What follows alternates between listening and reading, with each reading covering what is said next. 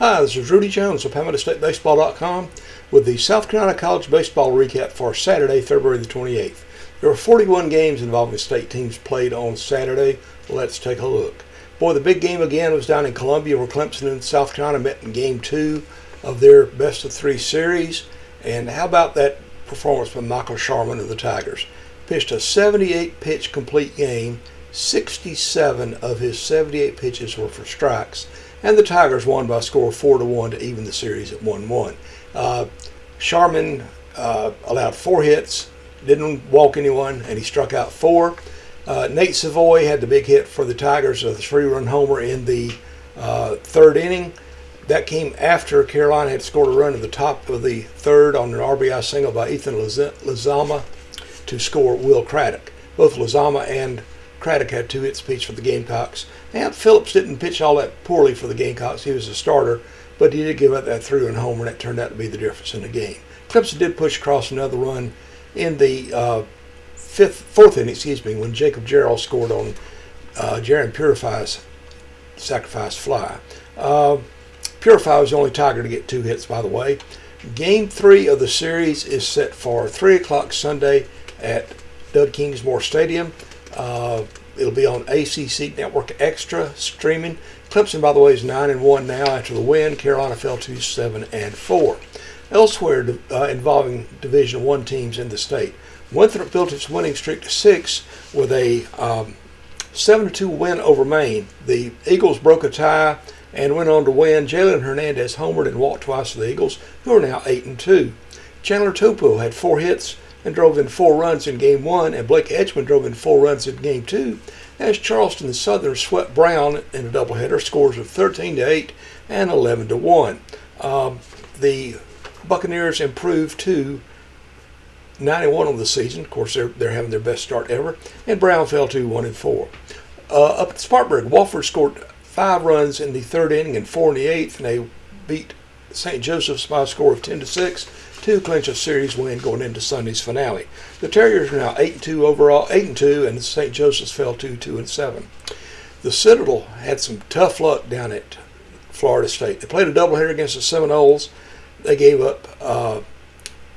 They got beaten Game 1 6-2. 5 of the Seminoles' 6 runs were unearned. They lost 2-1 in 10 innings in Game 2, and both of the Florida State runs were unearned. Really got some good pitching from the Citadel in that series. Will Holmes pitched in the first game. He was 5 2/3 innings, 3 hits, struck out 6. In Game 2, Bryce Coulter pitched 8 innings, allowed 4 hits, did not allow an earned run. Really tough for the Citadel. They held in there even, stayed right there with the Seminoles, but they did lose. Florida State improved to 7-2. The Citadel fell to 4-4, and they'll play again tomorrow in Tallahassee. USC Upstate had a shutout into the bottom of the 9th of Game 2, held on to win 8-2, and split a series, a doubleheader I should say, at Georgia Southern. The Eagles got their first win of the season with a 4-3 win in Game 1. Upstate is now 7-5, and Georgia Southern is 1-9. UT San Antonio took a 12-run lead midway through the game and held on to beat Coastal Carolina by a score of 16 to 10. I can't remember it all. 16 to 10 in a game in the Bruce Bolt College Classic in Houston. The Chanticleers fell to 6-4. UTSA fell to improved to 91. At Fluor Field in Greenville, Illinois had 3 pitchers combined on a 7-hit shutout, and the Illini beat Charleston Southern by a score of 5-0 at Fluor Field. The Cougars fell to 4-7 on the season. The Citadel, 5-5 game. I'm sorry, not the Citadel. Presbyterian, 5-5 game. North Florida went up 11-5. The Citadel scored 6 runs to tie it in the 9th, and tied at 4 extra innings. Then North Florida pushed across a run in the bottom of the 10th and won the game 12-11. North Florida is now 7-5. PC is 2-9. They lost their last 9 games since winning their first 2 games of the season. In Conference Carolinas, big showdown between North Greenville and Francis Marion. Not a whole lot was decided because they split a doubleheader. North Greenville won the first game 17-4 to snap the Patriots' 12-game winning streak, but Francis Marion came back to win game 2, 9-2. So now Francis Marion and North Greenville are both 15-2 overall. Francis Marion is 7-1 in the Conference Carolinas. North Greenville is 6-2. Down in Franklin Springs, Georgia, Chase Grube struck out 10 in 6 innings as Erskine beat Emmanuel 6-3 in game 1 of a doubleheader. But Emmanuel won game 2 with 12-6 using a 9-run 5th inning, and they got a split of that doubleheader. Erskine is now 7-13 overall, 5-4 in Conference Carolinas, and Emmanuel is 7-11, 4-8. UNC Pembroke got a series win over Southern Wesleyan. They won first game by a score of 11-1 and took the second game by a score of 6-3, scoring 5 runs in the final inning of the nightcap. The Braves were 12-3 overall, 7-2 in the Conference Carolinas. Southern Wesleyan fell to 5-13 and 2-7. In the South Atlantic Conference, Rocco Woodrick was 8 for 10 as Coker swept Virginia Wise in a doubleheader to complete a series sweep. Game 1 score was 17-9. Game 2 score was 10-8. The Cobras have won 3 straight games now, and they are 4-13 overall, but 4-5 in the conference, so not bad there. Virginia Wise is 6-7 and 3-6. Down at Newberry, Nick Riedel allowed 1 run over 7 innings in game 1, and Newberry held on to beat Emory and Henry 2-1 in a South Atlantic Conference doubleheader. Then the Wolves won game 2 by a score of 12-3. That first game win snapped a 3-game losing streak for the Wolves. Newberry is now 11-7 overall, 7-2 in the conference. Emory and Henry fell to 5-10 and 3-6. Over at Anderson Memorial Stadium, Brooks Morrow had 4 hits and drove in 4 runs as Anderson swept a doubleheader from Carson Newman. First game score was 6-1. Second game score was 7-3. The Trojans are now 13-4 overall, 4-4 in the conference. Carson Newman fell to 8-8 and 1-7. In the Peach Belt Conference, 4 Lander pitchers combined on a 1-hitter, and Claflin committed 7 errors as Lander won that game by a score of 19-1 in the opener of a 19-0 in the opener of a series. They'll play a doubleheader on Sunday, by the way. Excuse me. The Bearcats are 10-6 overall, 4-3 in the conference. Claflin is now 3-10 and 0-7.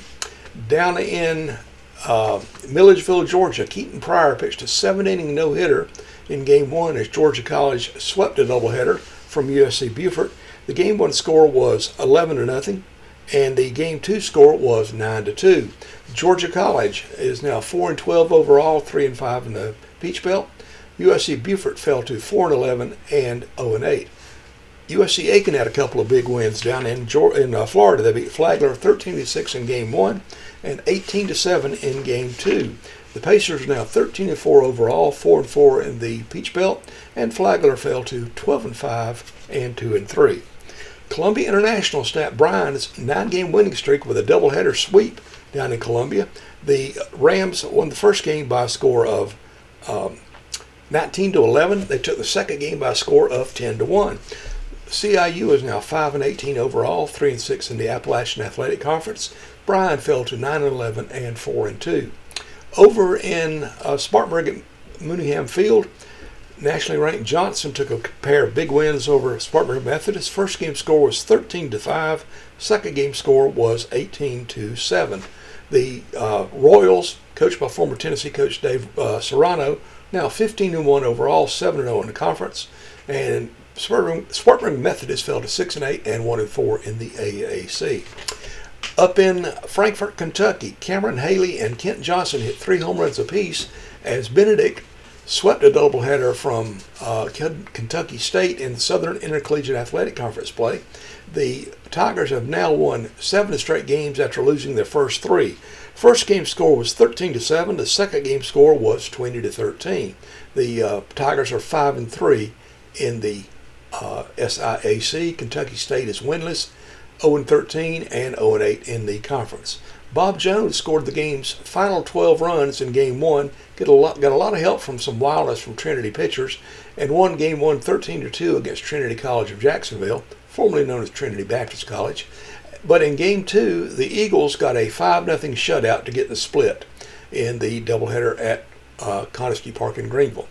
Down at SRP Park in North Augusta, they had an HBCU Classic, and Payne beat Morris by a score of 11-5 to win that game. Payne is now 2-6. Morris fell to 2-7.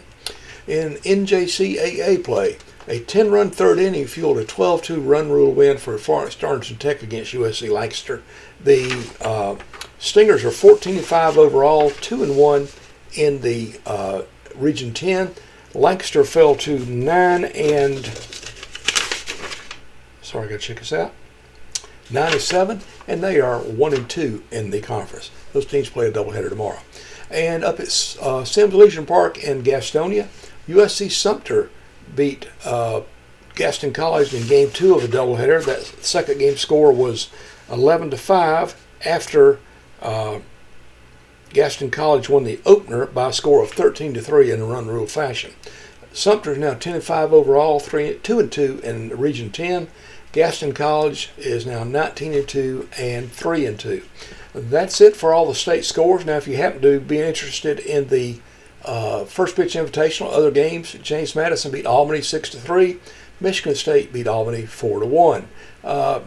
Ole Miss beat Ohio State 8-0 in the Bruce Bolt Classic. Baylor and Texas are still playing as I record this. Well, how about the schedule for Sunday? I mentioned there'll be some games on Sunday. Of course, starting with that big Clemson, South Carolina finale at 3 o'clock at Doug Kingsmore Stadium. Elsewhere, Benedict's at Kentucky State at noon. USC Lancaster and Florence Darlington Tech play a doubleheader at noon at Daly Field. USC Union is at USC Salkehatchie for a doubleheader at noon. They'll play the game 3 of that series on Monday, by the way. They got pushed back because of weather. Charleston Southern tries to go for a sweep of Brown with a 1 o'clock game at Nielsen Field. Carson Newman is at Anderson at a 1 o'clock game. Claflin is at Lander for a doubleheader at 1 o'clock at Stephen V. Donnelly Stadium. Johnson and Spartanburg Methodist complete their AAC series at 1 o'clock in Spartanburg Mooneyham Field. Winthrop tries to go for the sweep of Maine with a 1 o'clock home game at Founders Field. Founders Stadium, North Greenville is at Francis Marion at Sparrow Stadium, 1 o'clock for that game, rubber game of the series. Presbyterian tries to get rid of that losing streak with a 1 o'clock game at North Florida. St. Joseph's is at Wofford at 1 o'clock as the Terriers go for a series sweep. The Citadels at Florida State at 1. I know they want to try to atone for a couple real tough losses on Saturday. USC Aiken goes for a series sweep at Flagler at 1 o'clock at Drysdale Field in St. Augustine. USC Beaufort is at Georgia College at 1. USC Sumter is at Gaston College at 1. USC Upstate is at Georgia Southern at 1. And again, I mentioned that South Carolina Clemson series. In the Bruce Bolt Classic, Coastal Carolina closes out its stint with an 11:05 game against Ole Miss. As I read somewhere, they were playing the top 3 teams in the nation in RPI this week. It's been a tough trip out there for the Chanticleers. Following that is Texas against Ohio State at 3:05 and Texas San Antonio against Baylor at 7:05. In the First Pitch Invitational at Greenville, it's Albany versus Illinois at 10 and James Madison versus Michigan State at 2. You can always follow things at PalmettoStateBaseball.com, of course. Have a Twitter handle of X. On X is Palmetto Base. I posted a lot of scores today, maybe enough to where you don't even want to follow me, but I try to do a lot of in-game updates. I hope it's a service for folks, but we'll see. Also, Palmetto State Baseball Group on Facebook. Please join that and try to help us promote the game of college baseball in South Carolina. Of course, tomorrow is Sunday. If you're a believer, I hope you'll be going to church somewhere. If you live in the Greenville area and don't have a church home, love for you to come visit me at Reed River Baptist Church. That's between Furman University and Travelers Rest on Highway 25. We have worship service at 10:30. But if you go to another church, go somewhere and do that. For now, this is Rudy Jones of PalmettoStateBaseball.com saying good night. Jesus loves you.